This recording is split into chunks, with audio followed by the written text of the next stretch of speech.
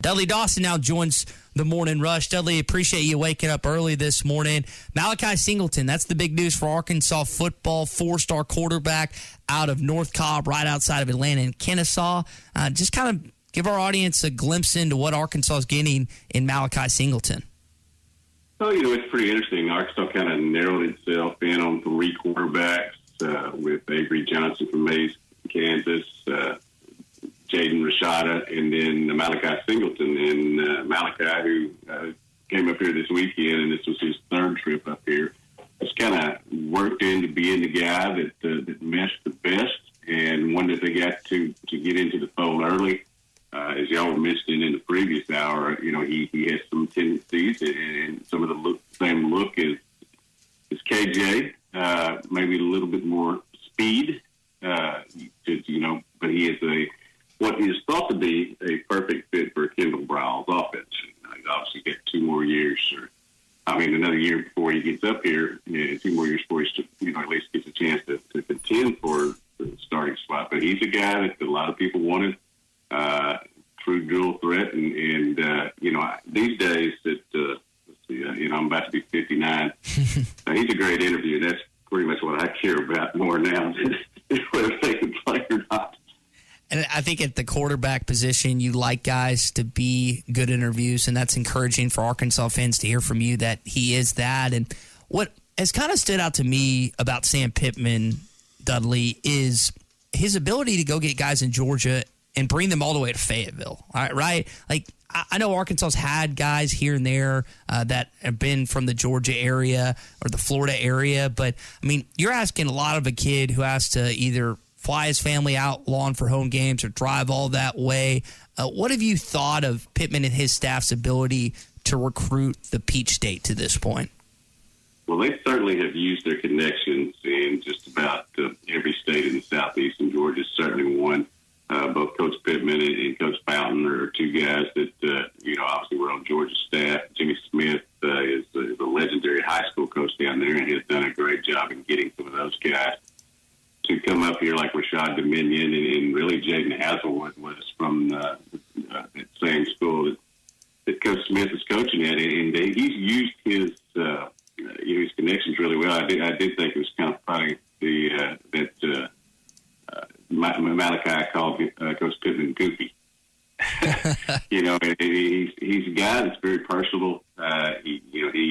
He's cool without trying to be cool with these kids, and that's been something that I think has really come across, and just very approachable, and I think that's really helping them out as well. And as we can see, and right now, I guess whether you, depending on which security service, if they're either 3rd or 5th in the rankings, certainly won't stay there, I don't think, but certainly have the opportunity to have a top 15 class for sure. And I think that that would be as good as they've had since 2004 when they finished 14th. Man, it's been so long since you've had one that high, and the way Arkansas is kind of trending in that right direction, it looks good. We're talking with Dudley Dawson here on a Toyota Tuesday edition of the Morning Rush. Dudley, the other football news we got yesterday is Dorian Gerald and Keelan Burrell both entering their names in the transfer portal. If I remember correctly, looking on the stats, I don't think Burrell played much, if at all, at Arkansas. I don't even know if he played it down. Gerald, we just know, has been hampered by injury after injury. Any thoughts on those 2 young men deciding that Arkansas is no longer going to be their home moving forward? Yeah, Burrell never did get to play a snap, and certainly you don't blame him at all for trying to go find a place that you can play. And Arkansas obviously has added some linebackers that would have moved ahead of him as well. So you wish that young man well. Dorian Gerald, I remember when he did his commitment ceremony a couple of days after the national signing day back in the day, and he thought he was going to come in here and be a great defensive end from the first couple of games when he got the injury, just fought injuries from that point on. As you were saying earlier, hope he gets healthy. Good kid, good young man that just didn't work out for it, and it's always interesting. You'll have a 3-star sometimes that everybody's thinking, why did they give him? He'll turn into a great player, and then you get some of these great players, and the injuries derail their careers. So, again, you wish him well. He flashed when he was out there, but just never could stay healthy, including that first thing, which was a neck injury. It was very scary. Let's talk some baseball with you, Dudley. Arkansas had a chance to beat Texas A&M in that series and came up just short in that final third game. And I was asking Tom yesterday about Jackson Wiggins. Got some pushback for that because technically he was right heading into the game. He was 5-0 as a starter. Just kind of your thoughts on the pitching rotation right now and just kind of what's shaking out heading into the UCA game tonight and Ole Miss at home this weekend. Well, Jackson Wiggins has had very good starts. Obviously, that was not. He wasn't locating his pitches very well there in the first inning, and they had to get him out. And Arkansas made such a great rally. But when you give up 11 runs during a game with the pitching staff, which the pitching staff did, it's going to be hard to win a ball game. They certainly made a run at it, but I know there are people yelling for a new Sunday starter.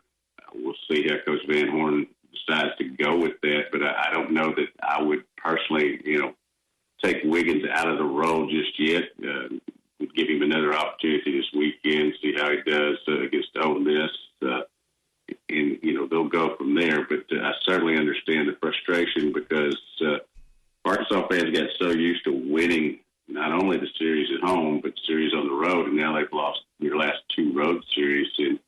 And when you have such expectations as the baseball team has had over these past few years, it's understandable to get frustrated. But I wouldn't throw the baby out with the bathwater, to use one of the old man sayings. Before you when you make a decision, they'll throw a lot of different analytics in there. And Coach Hogs and Coach Van Horn will make a good decision. Certainly, there are some candidates, but at the same time, Jackson has given you a lot of good things.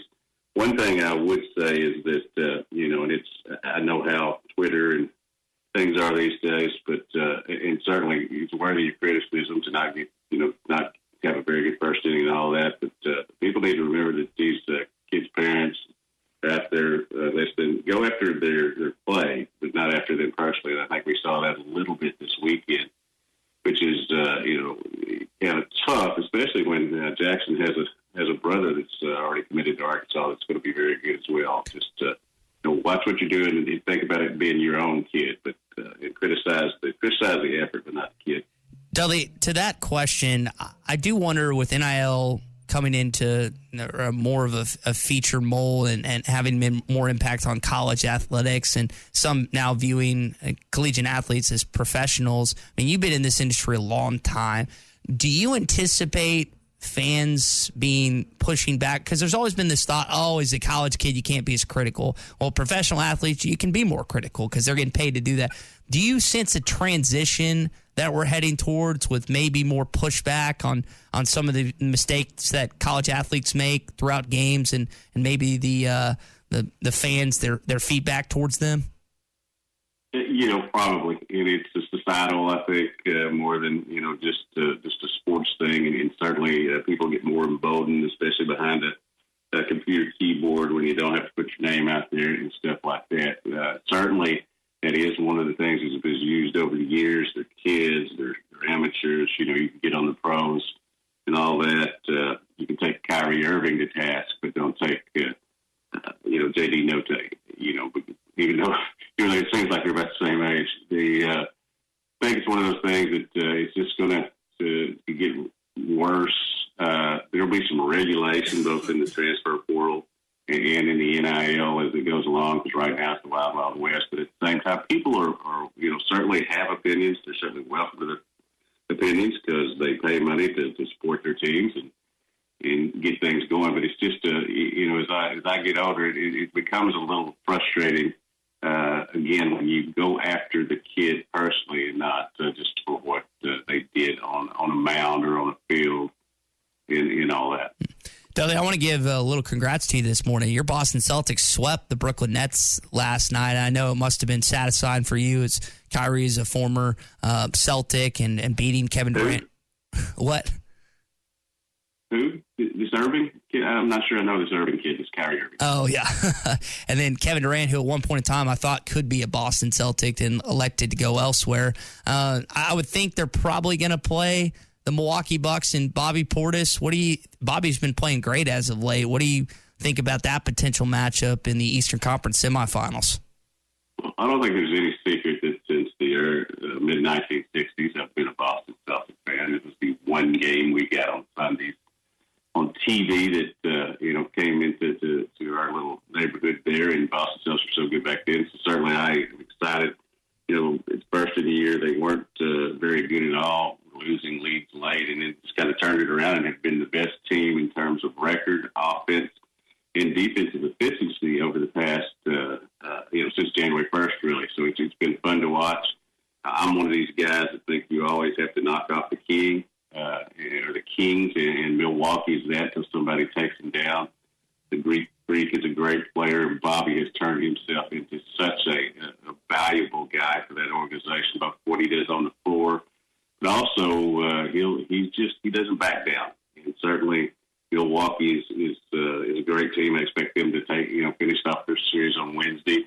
I think Miami obviously is really good too. I think somehow the number one seed in the East is a little overlooked, but yeah, the way that Boston's playing right now makes me very happy, and because of the way things were done with Kyrie in Boston, and the fact that they were somehow favored to win the series, despite all the things they've gone through this year, it was beyond me, and it's very pleasing for that to happen. I can just don't step on my leprechaun. Just tell the sound of your voice. Dudley, we appreciate you making some time for us this morning, man. Great stuff, and hopefully we'll get a chance to catch up again soon on these airwaves.